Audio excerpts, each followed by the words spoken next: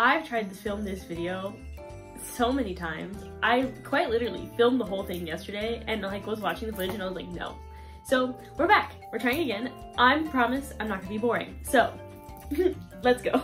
Hello everyone and welcome to whatever this video is gonna become. My name is Rena and today we are going to be going over all the books that I read for the month of June. Yay. So is this video coming out on the second to last day of July? Yes, but are we gonna take the win that this is still coming out in the correct month? Also yes. I had quite a few things happening in June, mainly like family vacations, so I had a lot of time to get through books. I did get through quite a few audiobooks, which is not usual for me. I prefer physical books, but then like it's audiobooks, and then I did read a couple ebooks. I mean one. I started a total of 15 books for the month, and then I finished 11 and I had 4 DNFs. Before I yap for too much longer, let's get into what I'm currently reading. It would be great if I had them in my hand. Hold on. So right now for my like slower book, which is the book I basically like read a set amount of pages. Right now I'm working through reading 25 pages a day of The Fragile Threads of Power by V.E. Schwab. I'm like, according to my story graph, I'm like 80% of the way. I just hit 80% last night. So yes, I'm almost done with that. I thought I was gonna be able to finish it in July. However, because of how rough last week was, I did have to like, I went to bed right away instead of doing my usual reading and journaling. And yeah, it's rough. And like, this much book is not enough to fix all the problems that we were having this. And I just like, I could not handle the stress. I was like, I need to go to bed and I need to not think about what is happening in this book. But it's good so far. And yeah, more review when I'm done. Yay. Okay, sorry, I had to change the angle of the camera. The way I was set up, I kept leaning on my bookshelf and like knocking figurines over, so is not... Okay, maybe I need to move. But the other book that I'm reading for the month currently is Demon Copperhead by Barbara Kingsolver. When I first started, I was like determined that I was gonna finish in the month of July, but I really don't think that's possible. I'm currently on page 120 and it's a lot denser than I thought it was going to be. Not because it's bad necessarily, I just struggle with lit fic. Like, I don't read literary fiction because it tends to be a little bit more dark and serious, and like not dark in like the dark romance kind of way, like the dark as in like let's stare into human beings' souls and figure out why we're so terrible kind of way, which I know not all lit fic is like that. Like Remarkably Bright Creatures is like not like that, but it's something I struggle with. Things that are a little too close to reality, I can't quite use to escape. I'm also in the middle, because I'm in the middle of Fragile Threads of Power and a reread of the Hunger Games series in preparation for the Ballad of Songbirds and Snakes and Sunrise on the Reaping. I just like, I've been really struggling to get through this book, but I did tell myself that this book's about 500 pages, so I told myself if I get through 100 pages, I can switch to something a bit more lighthearted. So because I'm on page 120, yesterday I actually spent my day reading well, technically rereading Problematic Summer Romance by Ali Hazelwood, because I read it in June and I really liked it and I was kind of already itching to do a reread, so it was the perfect excuse. I think when I hit 200 pages, I'm gonna start my reread of the Keeper of the Lost City series, mainly because Unraveled, which is book 9.5, is out and I haven't bought it and it's in the teapot and I'm just really hoping that it like comes out. So I'm gonna start that process because there is like 10 books already out before 9.5. So yeah, I'm gonna start that. Since the format worked for me a lot better last video where I did a wrap up, I'm thinking I'm gonna keep it for this one. So basically, instead of going chronologically through all the books I read, I'm gonna be separating them into like age group categories. So the first category, I'm gonna be going through my YA books, and then I'll go through my middle grade, and then DNF, and then my adult books. So if you're not interested in any of these age categories, just skip to the next one. I don't know if I did chapters properly last time, but I will attempt to put timestamps in the description. Cool. All right, time to get through this YA category. I didn't read quite as many YA books as I did last time. I think I read and finished a total of 5 YA books in this section. The first one I'm going to be talking about is The Ballad of Never After, which is the second book in the Once Upon a Broken Heart series by Stephanie Garber. Basically, if you've never heard about these books, it takes place in the same world as the Caraval trilogy, except kind of like after the events of Caraval. You don't necessarily need to read Caraval to understand these books. It's just like there is some kind of important-ish lore that you do kind of need to know, but you don't really have to read the series to know. But basically, it follows Evangeline Fox, who is engaged to her fiance that she really, really loves, and one day her fiance is like, LOL, I don't love you and I'm actually going to marry your sister. Evangeline's like completely heartbroken, so she prays to one of the fates, which are basically they're kind of like gods. They're not very human and they have magic powers, so she prays to one of them named the Prince of Hearts, who basically is like, I wouldn't call him a saint in any way, but he's kind of like the figure of like romance and heartbreak, because the Prince of Hearts, the lore about him is he has this curse that any person that he kisses, unless it's his true love, will die. And because of that, like, he is the person in charge of like heartbreak and stuff. So she goes and she prays to him to like stop the wedding. And the way he stops the wedding is not necessarily the way Evangeline kind of wished for it, but she made a deal with him that if he stops her sister and her fiance's wedding, then she will have to kiss 3 people on his behalf. And what she doesn't quite understand with this deal with the Prince of Hearts is like, oh, even if she tries to stay away from it, like, she's gonna be drawn to him until her deal is done. And she basically, in this process, gets the notice of the royal court of the city that they're in, and they're like, hey, we heard we heard you might want a fresh start, so we'll send you to this northern country to kind of like act as our ambassador. And she's like, sick, cool. And then there, the Prince of Hearts has been missing for a little while, and there she runs into him again and is like, oh, I thought I escaped you, but instead you're here too. Shit. And yeah, shenanigans happen.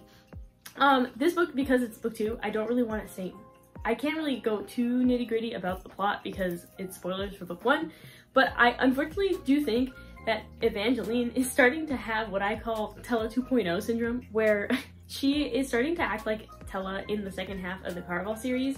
My biggest issue with Tella in the Caraval series is like, she's kind of annoying because she has like no character growth, and she keeps making the same mistakes over and over again, despite people literally telling her that what she's trying to do is impossible. And I do understand to some degree, like in books, in fantasy books, doing the impossible is part of the plot.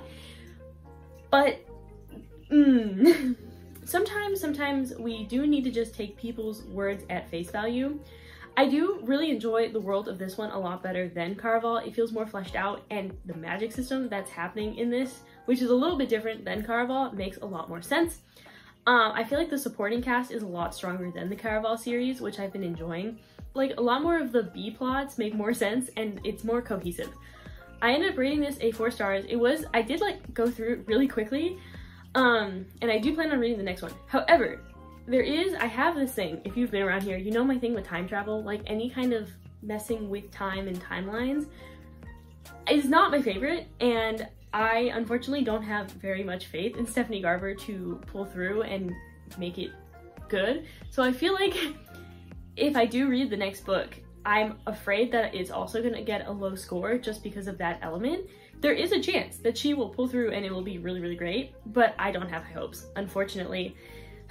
I really would hate for both the trilogies that I've read by, I don't know if this is a trilogy, but if it is, I would really hate for both the trilogies by Stephanie Garber for me to really like the second book and then like hate the third book. That just, it's kind of like the Dr. Doofenshmirtz meme where it's like, if I had a nickel for every time I read a trilogy by Stephanie Garber and liked the second book more than the third book, I'd have 2 nickels, which isn't a lot, but it's weird that it's happened twice.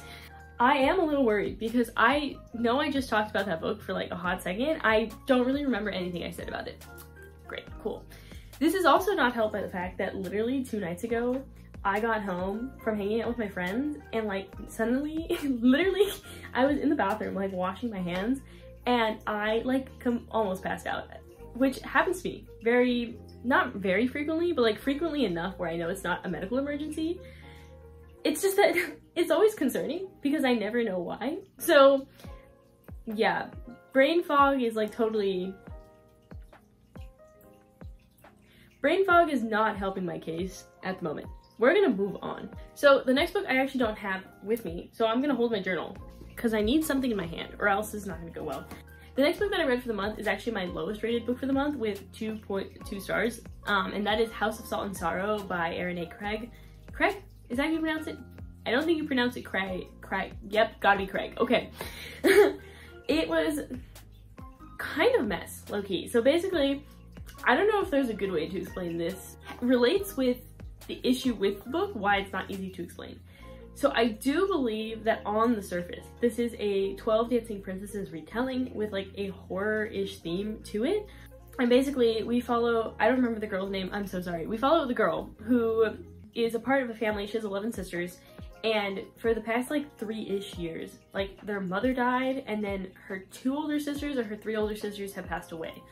And so everyone on this island that they live on believes that they're cursed. But at the same time as like, we start the book in a funeral for one of her sisters. And we also find out that she has a new stepmom. And like this stepmom was like, you guys have been mourning for like so long. So like, let's stop mourning and like, let's just party. And so the girls get these new shoes and they're being set to like debut in society. Yeah, and basically like eventually they start sneaking away to go to these mysterious balls where they're wearing through their shoes and their dad is trying to figure out how it happens. And like the new stepmom is really suspicious. Yeah, and the horror-y things start happening where the girls are worried which sister is gonna be taken next because of this curse. And some of them start hallucinating and yeah, and seeing ghosts. It was on the surface really promising and really interesting. And actually for the first half of the book, it was looking like it was gonna be like a solid 4-star.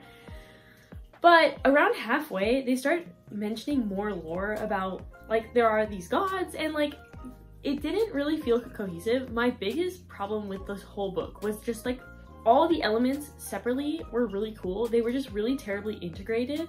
Yeah, there's also like romance happening in the background and these pieces just like would not mesh together. And I could see where the author was going. It just like was not well done. Also, with like the almost, I think it's primarily supposed to be 12 Dancing Princesses retelling, but that part, honestly, the book would have functioned better if they kind of just like took it out.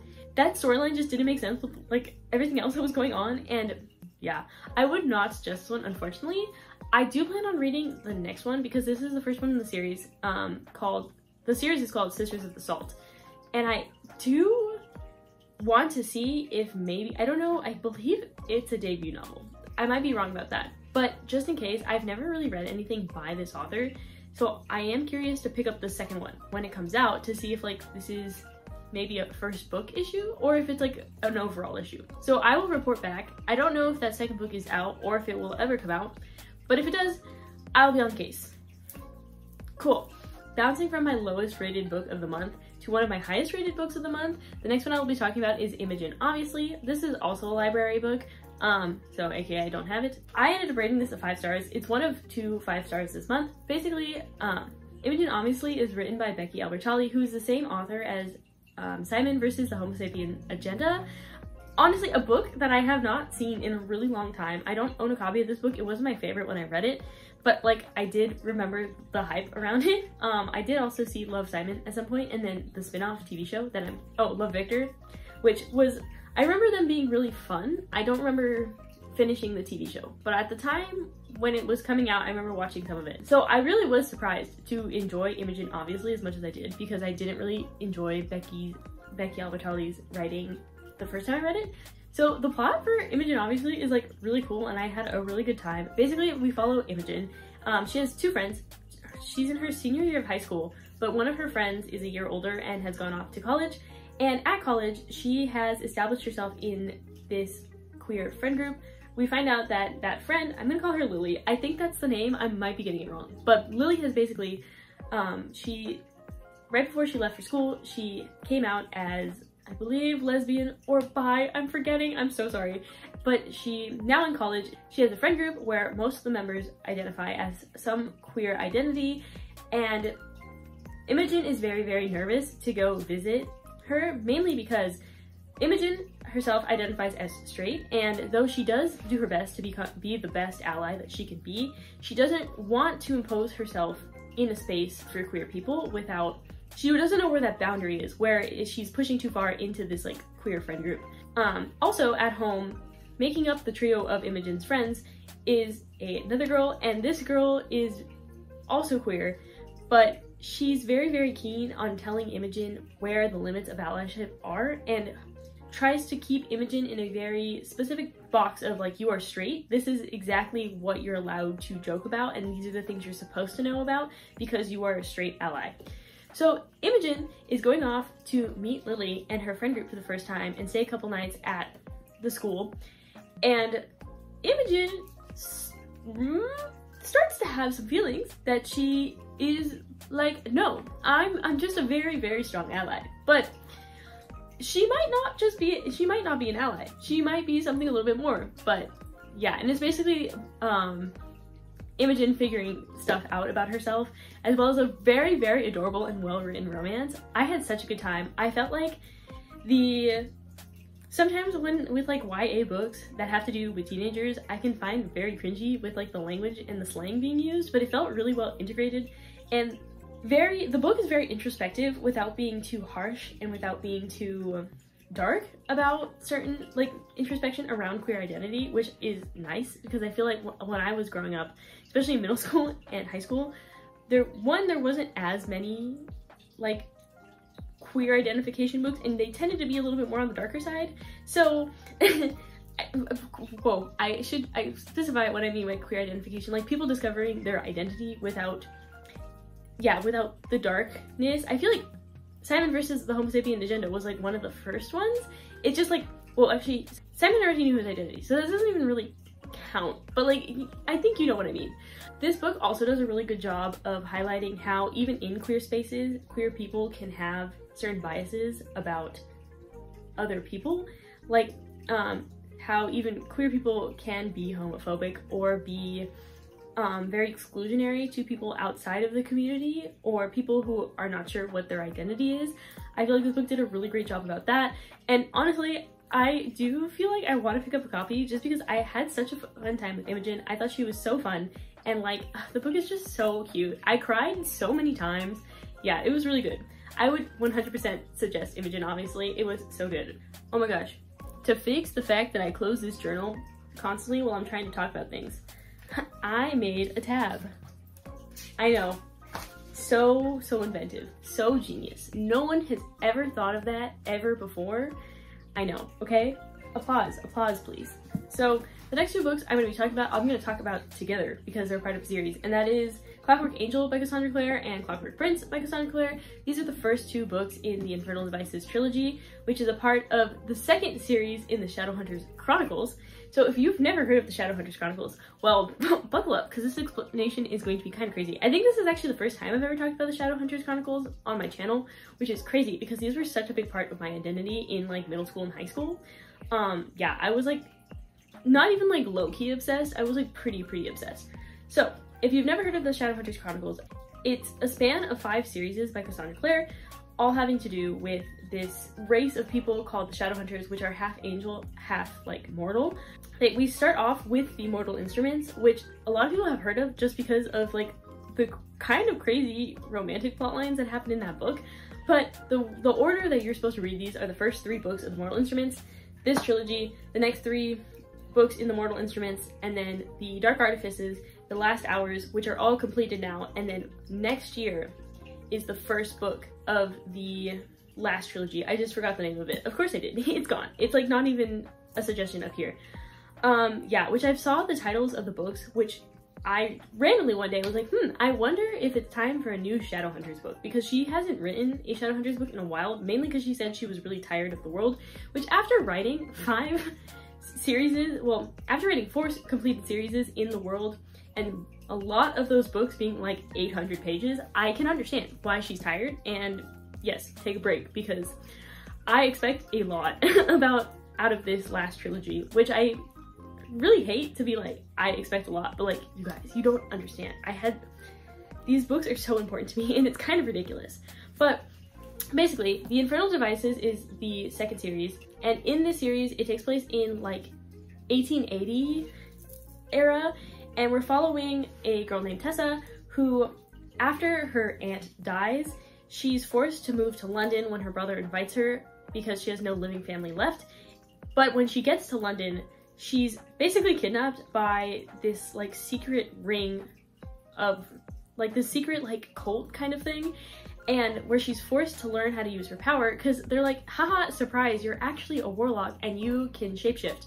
Which, if you read the Mortal Instruments, the first 3 books, and then you get to this one, like how it's suggested, you'll realize, warlocks can't do that. So Tessa's powers are really, really weird, but she has no choice but to learn how to use them because the people holding her hostage, which are called the Dark Sisters, they're like, well, if you don't use your power exactly how we tell you, your brother is our hostage and we will kill him. So she's like, of course there's like no cell phone. She can't just like call him up and be like, hey bro, are you okay? And she landed in a foreign country by herself as a young woman and is like basically being held hostage. Great, fantastic.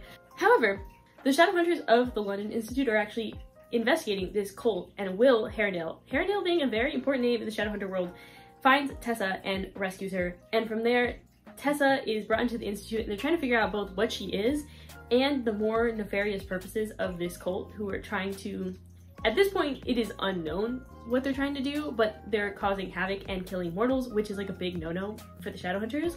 The Shadowhunter world is really complicated, mainly because the Shadowhunters are half angel, half mortal. They consider themselves to be the top of the hierarchy, with Downworld being beneath them and then the demons being even beneath them. So the Downworld includes vampires, werewolves, warlocks, and fae. And a lot of these, like the warlocks, are children of demons and mortals, I believe. So it's like the Shadowhunters consider them to be above all of them, which causes a lot of political tension between the institution of Shadowhunters and Downworld. As a kid, this was kind of like the first big series that I read with such interesting politics, and I found that really interesting as a kid. So Clockwork Angel, I ended up rating 3.75 stars, and Clockwork Prince, I ended up rating 4 stars. And honestly, reading these books again really reminded me what Cassandra Clare's strong suit is. And recently, well not recently, because it's been over like 2 or 3 years now, when I was reading the Last Hours trilogy, which is the most recent Shadowhunters trilogy, I did notice that like they were harder to get through, and they were more frustrating to get through than like the earlier Shadowhunters series is. And I couldn't really figure out why that was until I reread these recently, because in these, one of the biggest focuses is the character relationships between Will, Tessa, and Jem. And even the secondary characters, there's actually a lot of like main characters, but like that trio is kind of like our main focal point. And Cassandra Clare is so good at writing character interactions. Like the way the characters interact not only tells us a lot about their characters, but also are giving us lore without making us feel like we're having lore shoved down our throats.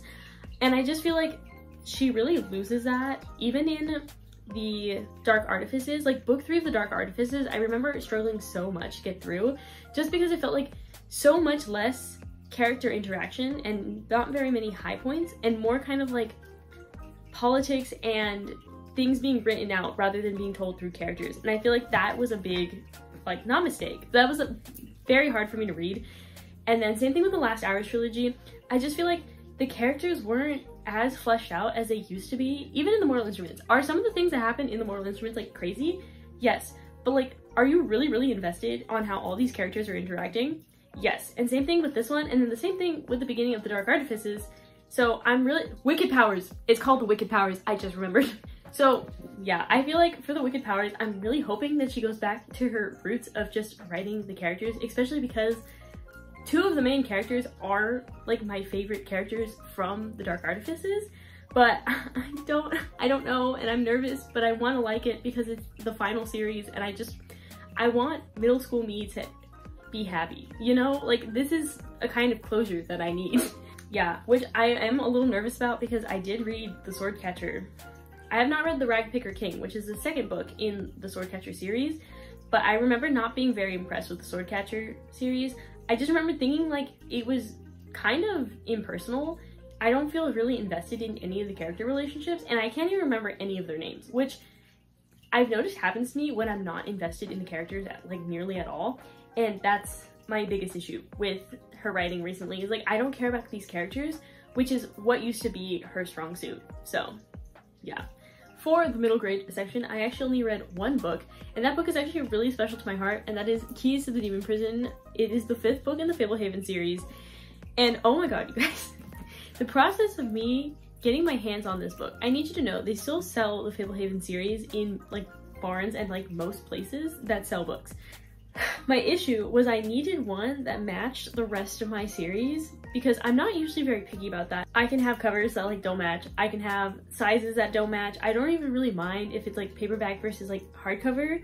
These I did really care about because when I was younger, this was probably one of my favorite series ever as like a kid, along with Percy Jackson. And to the point where I think it was my freshman year of high school, I was rereading the books and we went on vacation to Walt Disney World and I took this book with me to Walt Disney World, and literally all that was in my bag was my sketchbook, a pencil, a pen, this book, and like my water bottle. And while we were eating somewhere, someone stole my bag, like fully just like took it, and they took my book with it. And I was so upset. I was so sad. We tried like looking into like lost things. What is that called? The Lost and Found. And they had like a form that we had to fill out, and I like filled out this form and they never found my bag. And I was literally so sad. Luckily my wallet wasn't in there. I mean, I was a freshman in high school and like maybe had $10 to my name. But at the same time, it's like, I'm really glad that they didn't take that. Or my phone. My phone was in my hand. So that was good. But yeah, my bag, this was stolen from me. So when I was in a secondhand store and I found one with the exact same cover with even like the same sticker that mine had, I was so excited. I was like, oh my god! And I immediately reread the series now that I have all 5 of them. So this is actually my other 5-star for the month, but I guess I should explain what Fablehaven is. So if you're new here and don't know what the Fablehaven series is, basically we follow a sister and a brother named Kendra and Seth. One summer, their parents need someone to babysit them, so they send them to their grandparents' house, and like the grandparents are odd. Like they're very reclusive and no one really knows much about them. However, when they get there, Kendra and Seth figure out why. It's because their grandparents actually run a secret preserve for mythical creatures, and not only is it like a secret from like, the dog is barking in the background, sorry if you can hear that. Not only is it a secret preserve to like regular humans, their grandparents run one of the secret preserves, which there are 5, because in this world there is a demon prison. That the way the magic works in Fablehaven is that when you create any kind of spell of any kind, you have to have like a backdoor entrance. And so for this demon prison that these like 5 really powerful wizards created, they had to create these 5 keys that open the demon prison. And these 5 keys are hidden on what are called the secret preserves, which even amongst the like mythical preserve systems, the other leaders of the secret preserve don't know all the locations of the other secret preserves. Kendra and Seth figure out that their grandparents are running this secret preserve, and while they're there, people start trying to get the key because there's been like a plot underground for like centuries to open the demon prison, and like the entities behind it are like finally really close. And of course, like he's the demon prison, you can you can put 2 and 2 together what happens in this one. It's such a good conclusion to the series, and honestly I completely forgot how good of a conclusion it was, mainly because like last time when I reread it, I only got like 20 pages, like this much in. This is not 20 pages, this is like 100 pages. I got like 100 pages in and I like did not get to read it. I think one of the things I really enjoyed about this one is all of the other ones are more just like general shenanigans, stopping the bad guys kind of thing, but this one takes a little bit more of a quest format due to some things that happen, and I love quests. I love quests. I think that just comes from growing up reading Percy Jackson as like my main source of entertainment. But yeah, I had such a good time. I feel like Kendra and Seth over the series like matured so much, and it's really fun to see their journey through that. I feel like if you know my issue a little bit with the romantic subplots, there's not a lot. It's not a main focus. It just, if you've seen my review on the previous books, they're done a little strangely, and I feel like the way it's resolved in this is very good. I did not remember that's how it got resolved, but I'm really glad because yeah, I had some issues with some of those romantic plot lines, but it's fine. I am really interested. So Fablehaven is like the first series in this world, but since my middle school years, Brandon Mull has written more books in the Fablehaven universe, which are called Dragon Watch. I don't know how many books are in that series. I think there might be 5, but yeah, I'm really interested to start reading those just because I'm really, really curious to see how he expands the world. Just because like this world is so cool, and like, yeah, I would love for these to be made a TV show. These definitely, I feel like there's too much in here to be made into movies, and you would lose a lot of the specialness of like what makes Fablehaven if you try to put it into a movie plot. So I feel like as a TV show, these would function so well, and I would like watch the hell out of them. So the next category I'm going to be talking about are my DNFs, and I will say this month I actually had a lot of DNFs where like, it's not that I necessarily, usually my DNF category is like books I would rate 1 star. This time around, I have at least 2 of the 4 DNFs are me reading them and just deciding they weren't my vibe, and like, not that the book was necessarily bad, I just didn't really like it. One is one of those like really bad DNFs, and then there's another one, or I'll explain it when I get there. So for the first book that I DNF'd for the month was The Fury by Michealides, I think is how you pronounce his last name. This book is basically a thriller about like this group of friends that are kind of more on the richer side, go off to this private island in Greece. And they're trying to take a break from their busy lives. All of them have like stuff going on, but when they're on this island, someone is murdered and they have to kind of figure out who did it. But of course, like, of the people on the island, one of them is the murderer. The book, the mystery was mysterying. I got about 50% of the way through before I DNF'd. I did listen to this as an audiobook too, mainly because I'm not a big fan of thrillers. I think I say that pretty often. It's very hard for a thriller to actually like entice me. Unfortunately, this just wasn't one of them. I feel like not enough had happened halfway through the book where I even felt invested in the characters, and quite honestly, I hated a lot of them. This book doesn't have a lot of characters where I think you're supposed to like be meant to like them. I think you're supposed to hate them all a little bit to some degree, and that wasn't really necessarily working for me because I wasn't even that interested in the plot personally, just because I don't really do thrillers. And then on top of that, the narrator for this story is one of the like guys in the friend group, and it's one of those characters where like he knows that he's annoying and like people tell him that he's annoying, but like he just doesn't stop being annoying and like he's like kind of aware of that, but he's also kind of an ass, and I couldn't stand it. So I was like, we're DNFing it. I feel like for the percent I read, like the about rating that I'd give it is like a 3 star, and I think I was just a little bit disappointed in this because literally I feel like I've seen this book everywhere. I don't feel like I can walk into any place that sells books without this book have been like front and center for like a while, including in my library, just because they have like the new acquisitions, I guess, like pretty close to the front, and like this book was there forever, which I think also tells me something, because like, what do you mean like this book was there forever kind of thing.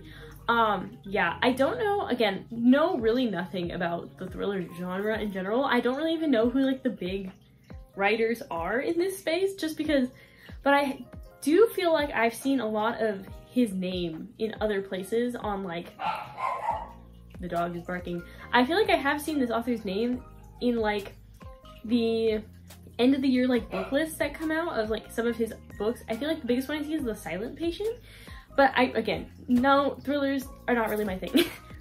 The next book that I DNF'd for the month was The Enforcer. It is the first book in the Lakeside University series by Avery Keelan. This book was actually, I rated it maybe 1.5 stars at most. So I will say, I love romance, and I love sports romances, and I love hockey romance. So this book kind of had everything going for it when I was reading the plot. Just like in the execution, it was bad. I don't remember actually a lot from this book, which is something I'm saying a lot this month, just because, yeah, I feel like in June, I had a really hard time connecting with the characters until I read The Infernal Devices, which were actually like some of my like last books that I read for the month.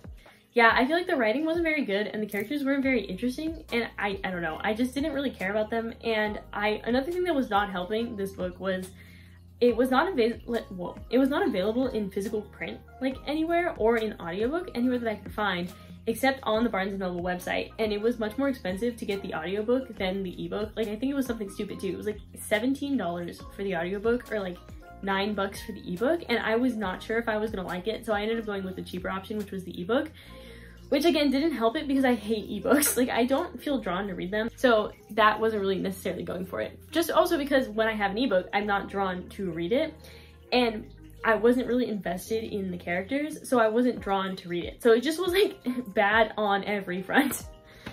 The next book that I DNF'd, I'm actually kind of surprised that I DNF'd it, mainly because I also DNF'd it so soon into writing it, and that book is Her Majesty's Royal Coven. It's the first book in the Her Majesty's Royal Coven series by Juno Dawson. This book had a lot of things going for it when I originally started it. I just really hated the writing style. Basically it's about this like group of friends that also are witches, so I guess it's more like, I guess, a coven. And when, like, in the prologue we see that they're really close friends, and then something happens where they all aren't really talking to each other, and one of the people in the friend group is working for this like basically like witch police that's under the like British government to, I believe, like monitor magic. And that character like is the reason why they kind of all broke up, and she has to kind of bring all those people back into the witchy society to do things. Yeah, again, I didn't really get far into this book, so my ability to know what it's about is not great. However, the reason why I didn't get far into this book, two main reasons. And again, I really do think I was only like 10 to 20 pages in when I DNF'd it, just because the writing pissed me off so much. And like, it wasn't even like a gentle piss me off. It was like, I was genuinely angry every page I was reading because I found the voice of the characters to be so annoying. And I really don't know why. Like, there's no actual logical reason. This was definitely just me just being kind of pissy for some reason. Yeah, and like literally, I think I've been recently watching a lot of other YouTube channels, just like trying to add more channels into like my subscriptions and like my regular rotation, mainly just to get like other people's opinions that I'm not used to. And a lot of people that I've been watching recently have reviewed this book, and they found it to be really funny and really interesting. I know there's like LGBTQ plus representation in it, and like, again, on paper it sounded really good. It's just like, what a lot of people said was like humor, I did not find funny. I actually found very rude and kind of like annoying. And again, it's like really just a me thing, and I don't understand why technically I hated this book. Yeah, and I was kind of pissed off about it. Like, quite literally like angry, and I don't know. And then the other thing that also did not help with my like pissy attitude about this book was it has a prologue, and like that prologue was so useless. Like within the first like 10 pages of like the regular, yeah, I think that's what it was. Like I read the prologue and then read 10 pages in, whatever that is.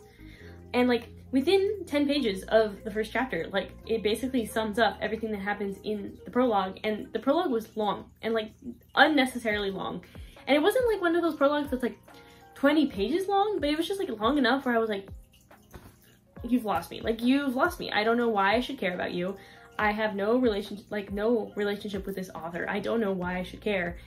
Oh, I remember why I was upset. So for some reason in the copy of the book that my library has, the author portfolio is in the front of the book. And I just remember thinking, I don't know what I was on. I don't know why it made me so upset, but I just remember thinking it was so dumb that this author's portfolio was in the front of the book that like, it took me out of the story experience because I was just thinking about the author in like the author writing it rather than being able to get into the story. I think that's what happened. I'm assuming that's what happened because there's literally no logical explanation why I was so mad at this book than I was. So luckily it was like a library book, and I did return it and it was fine. I just, yeah, I did, however, it did allow me to remove a series from my electronic TBR, which, guys, I reached 1,500 books on my electronic TBR, and like I've tried to clean it and it just like has not worked because every time I go to clean it, I realize instead when I do my electronic TBR, I make sure to add every book in the series just because I tend to lose what series I'm working on because I don't know how to use the internet basically. And I can't really keep track of the things I'm reading, especially for some of those like series where like I like kind of was like iffy on the first book, but I'm interested to see if like the second book like picks up. Like it's kind of supposed to because it's a series. Wow, I was yapping for a long time. Anyways, the fourth and final book that I DNF'd for the month was The Maidens by Ali Michealides. This was also an ebook that I got from my library, and I was really curious to see if the reason why I didn't vibe with the Fury was because of the main character or with the author's writing in general. And I do think it was a little bit of a mix of both. Like there's not really one set reason, I guess. It was, yes, a lot of it was because of that main character. I feel like I got a lot further into the Maiden and like enjoyed my experience further into the Maidens. Anyway, I did enjoy that experience a bit more. I also ended up DNFing it 50% of the way through just because I feel like nothing had happened. Basically in the Maidens, it follows like this woman who works as like a psychiatric something, like she leads group therapy, and she's being stalked by like one of her patients, and then her niece is at this university and her like roommate or her best friend got murdered, and she's trying to figure out what happened too. And that's as far as I got, because 50% of the way into the book, that's basically all that's happened.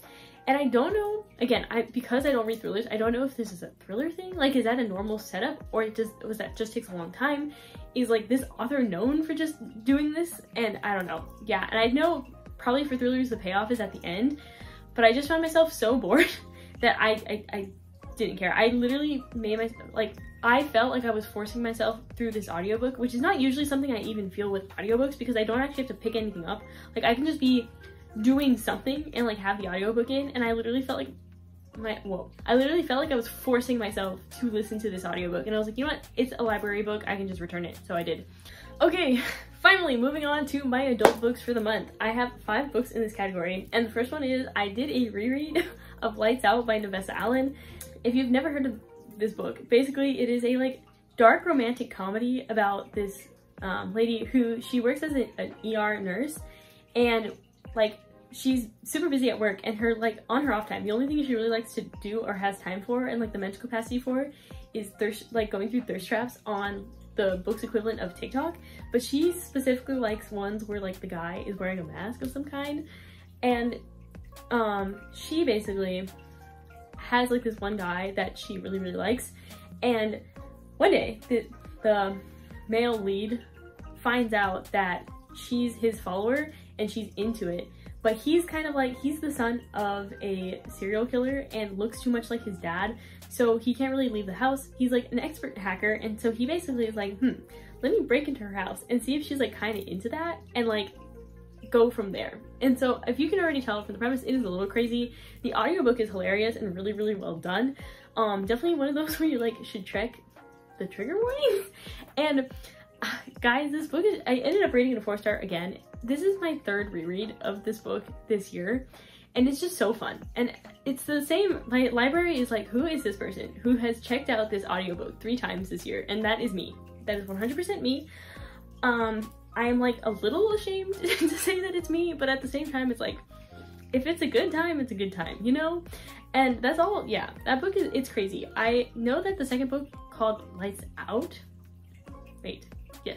Caught Up. I know that the second book called Caught Up is out. I unfortunately have not been hearing the best things about it, mainly because I feel like a lot of people were expecting it to be the same comedy level as Lights Out. Now I'm forgetting the titles. What's been the biggest disappointment is just that like it's a different couple, so it's a much different vibe. This one has to do a little bit more with the mafia and some other stuff that happens in Lights Out, but yeah, I'm still planning on reading it, so cross my fingers. Cool. The next book that I'm going to be talking about is The Adventures of Amina Al-Sirafi. Oh my gosh, I keep saying Saphir, and I don't know why. Like, I don't know where my brain picked that up. Like, it's like not even anywhere. Okay, I just keep mispronouncing the name. But The Adventures of Amina Al-Sirafi, and it's the first one in a series by Shannon Chakraboty. Yeah, she also wrote the City of Brass trilogy, I believe, which is on my list to read.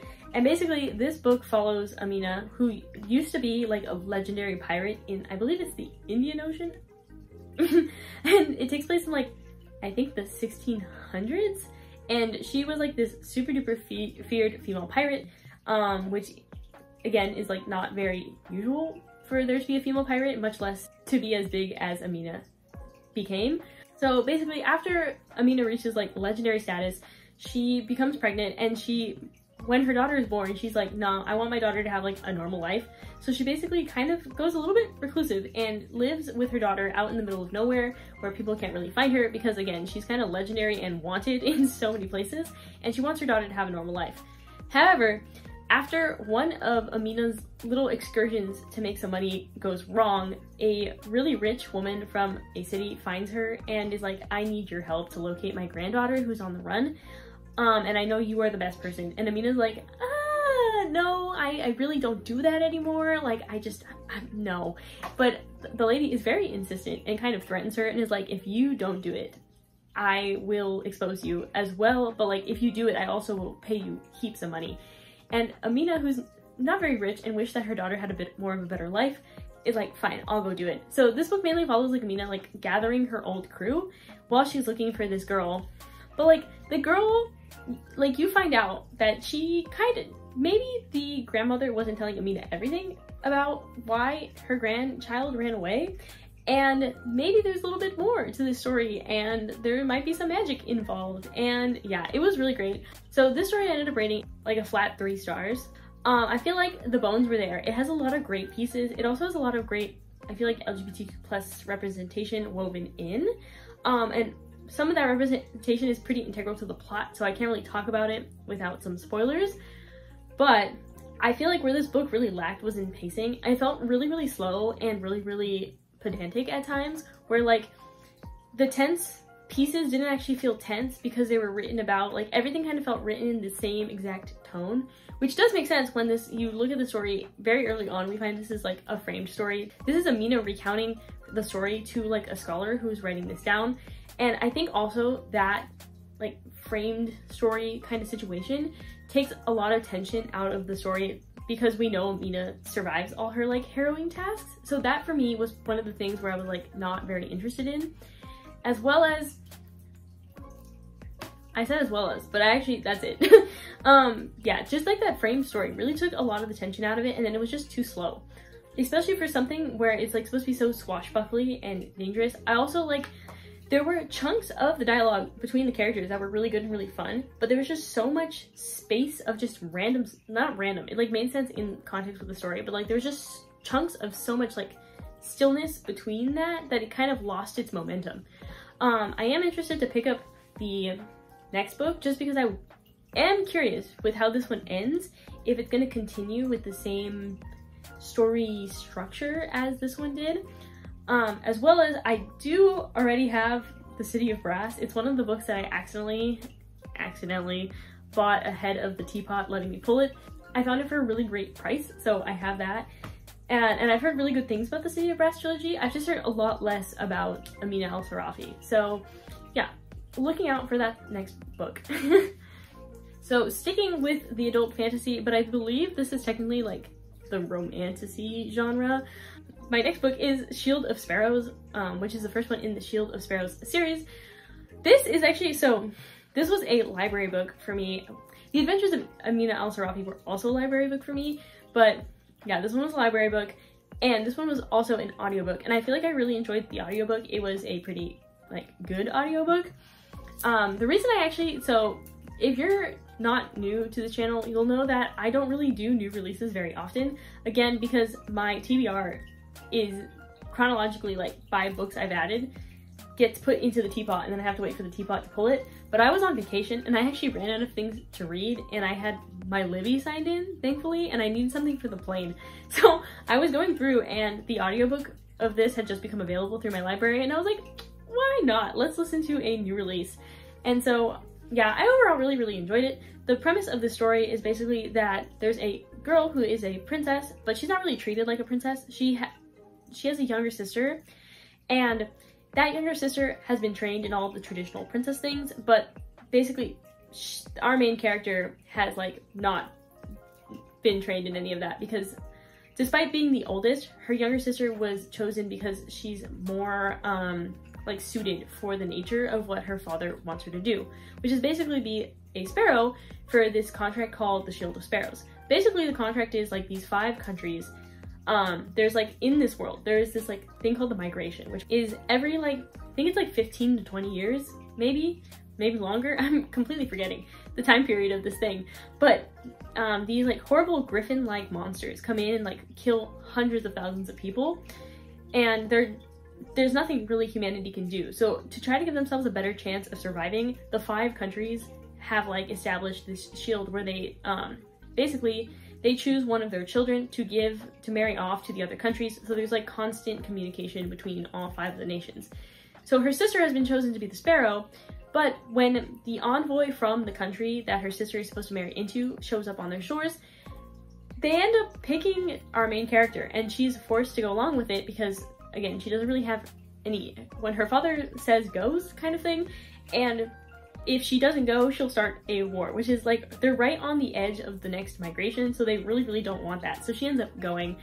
And the reason why her sister is picked to be the Sparrow rather than her is because her sister has been trained in espionage, and they are trying to spy on this country and kind of start a war, even though that's what the Shield Sparrows is like specifically against.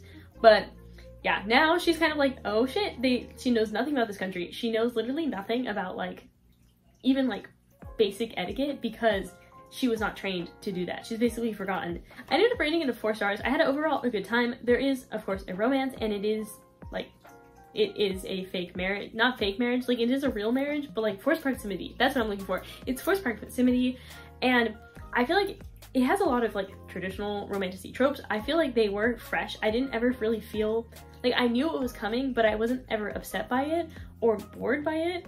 I feel like for a main character, she has the potential to be very strong. I feel like where she started with how she is treated in her family that we see in the beginning of the book to how she's adapting in this new country makes a lot of sense, but she has potential for it has potential for it to not go well. Like, I know this book just came out and I do plan on picking up the second one, but like if her character development doesn't keep developing, and like if for some reason she hits a plateau where she starts, oh, I'm gonna call her, all of them are gonna be Donatella 2.0s. If she becomes like Donatella from the Caraval series, where like, if you read the series, you know that Tella, oh my god, she's so annoying. If that happens to this main character, I feel like I probably will DNF the series early, but if in the next book I see continued growth, I feel like it bodes well for this series. I also don't know her name. I really should start writing down the names. Hello? Sorry, my sister came in. Yep, okay. But that's basically all I have to say about that. Yeah, that's all I have to say about that. Ooh, I'm so excited about these next books. Yeah, okay. The books that I'm so excited about are, I got to reread Not in Love, and then I read Problematic Summer Romance by Ali Hazelwood. Both of these I reread and rated a 4.5 stars. If you've never read Not in Love is a story about Rue. She is a biochemical engineer for a biofuel company, but she works on a side project that she has got approved by the CEO, mainly because the CEO kind of took Rue under her wing. Rue is known for being pretty awkward, and she seems to be very cold to outsiders. Just because she is so awkward, she doesn't really know how to communicate her feelings very well. And so Rue doesn't really do long-term relationships. She has a dating app for when she has certain needs, and she basically only meets up with those people one time and like never contacts them again. And on this particular occasion, she is meeting Eli, who she actually vibes with pretty well, but in the middle of their date, before they're able to get to the reason that they met up, her brother, who's pretty abusive, like steps in and kind of threatens her. So Eli ends up driving her home, and they never get that like satisfaction to their meeting.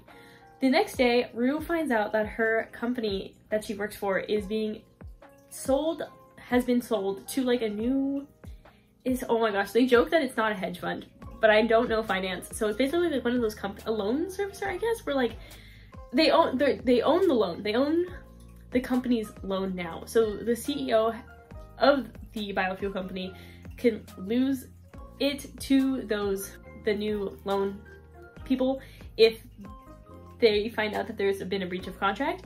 But basically people are worried that there's going to be like all kinds of restructuring and that there's going to be employees fired. And Rue is incredibly surprised to find out that one of the people, the guy that she met the day before, is actually one of the CEOs of the company that just bought their loan.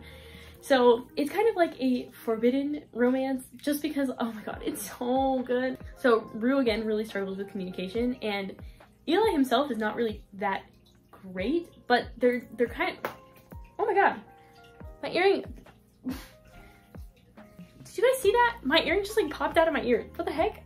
Oh my gosh, wait, now I gotta put it back. No, go back. Okay, so Rue kind of has to like navigate her feelings that she's kind of new to as well, and she's kind of in denial a little bit about the situation that's going on, and overall just really great. I love the way the relationship I love how the relationship develops. The spice level is fantastic, and like I love Ali Hazelwood. So like, of course I was gonna pick up Problematic Summer Romance, which is the second book in this like, so actually most of the Ali Hazelwood books actually are pretty connected. A lot of her characters make cameos in most of her books. This is, I think, the first one that doesn't have a very explicit cameo, but like this one pretty much is. Hello, editing me jumping in because I did a really bad job explaining this book, so I'm here to redeem myself. Basically, like I said, Problematic Summer Romance is one of the more interconnected Ali Hazelwood books, and that is because we're following Maya, who's Eli's little sister from Not in Love. This book takes place 2 years after Not in Love, and we're actually a week out from Rue and Eli's wedding. We find out that Maya really does not want to go to this wedding, but we also know that it's not because she doesn't like her brother. They actually have a pretty great relationship now. We find out the real reason that she doesn't want to go is because she's going to be in close proximity to one of Eli's best friend, aka otherwise known as Connor Harkness. Not only like Eli's like best friend, but also his coworker from his company. We don't really know what has happened between Maya and Hark, but she calls him Connor. She's like one of the only people who calls him by his first name. We know that there's probably some history there that, well, we're not privy to in Eli's perspective from Not in Love. And of course, 2 years have passed. So we're not really sure what has happened that Connor and Maya don't really get along. This book is told in a really fun way where like we're jumping between we're jumping between the current events of getting ready for this wedding and the past when Connor and Maya like more officially met, because Connor has kind of been in Maya's life for a while, but out of Eli's friends, he's the one who was around the least. We find out that they actually met multiple years in the past and have kind of had a much different relationship than Eli even knows about. Yeah, we also find out that they had some kind of falling out, which is, yeah, it was really fun. I really enjoyed it. I feel like Maya is so outgoing and has such a fun personality to read from, and then her comparison with Connor, who is very much like a traditional CEO type of guy, and that comes up a lot. Like he's not really even Maya's type, except for the fact that like he happens to be. I really like the way it was done. I will say again, if you've noticed that I said that it's Eli's best friend, so Maya and Eli have a 14-year age difference, and Maya and Connor have a 15-year age difference. So there is a big age gap. So if you're not into that, I would definitely avoid it. When the time of the wedding, Maya is 23 and Hark is 48. But when they meet and their relationship kind of starts, Maya is 20 and Hark is 45. So if you're not into that, definitely don't read this book, because it is integral to the plot and how kind of things go down. But yeah, I enjoyed it. I had a great time. It was really fun. I feel like it was well done. I can't wait for Ali Hazelwood's next books, because I know she has 2 more coming out this year, which is absolutely insane. And I'm excited to read both of them. I am a little nervous for the Bride sequel, because I had my issues with Bride, mainly just with like the amount of world building, and like I didn't really enjoy that. But because the world was built in Bride, I wonder if this one will be better, just because there'll still be like politics happening, but you don't have to like make the world, if that makes sense. So I am excited for that. I'm excited for the other book that she has coming out. I've already reread Problematic Summer Romance. I actually just finished that reread. I think I already said that during this video. I literally recorded the initial stuff for this video like 2 days ago, and I've already forgotten absolutely everything. But yeah, I'll just send you back to past me. I feel like I see some possibilities where Ali Hazelwood might go with some of the other characters. I really want, so Rue's best friend named Tisha has a younger sister named Noita, spelled N-Y-O-T-A. I'm really sorry, I'm 100% mispronouncing that. But she's like this really strong like lawyer character who like doesn't take shit from anyone, is like literally roasts Tisha and Rue to like hell and back. Like, she's such a cool character. I would really love to see her have a book. If you were one of those people who are waiting for the Carval video, I promise I'm still working on it. There was a lot more like raw footage than I anticipated, as well as the fact that I do this thing where I don't finish my sentences literally ever, so I'm kind of having to go back, and there's gonna be a lot of clips of me editing where I finish my own thoughts for myself, because I just apparently could not have a coherent thought, which is fantastic. And yeah, I believe I will be doing a August TBR video. So I think the August TBR video is going to come out before that, just because it is literally August and I would like to get the August TBR video out as early as possible so that I don't forget about it again. yeah, anyway, congratulations if you made it this far. You've made it to the end of the video. Yay! I'd really appreciate it if you liked and subscribed. Mainly subscribed because I'm trying to get to 100 subscribers. Well, I'm trying to get to 100 subscribers before the end of the year. I'm currently at 47 and I appreciate each and every one of you. I love you guys so much who have subscribed. Leave in the comments, if you did finish a book in June, what was your favorite one that you finished? Or like, what was the one you finished? Or if you started one in June, what did you start? So, that's all from me. Okay, bye!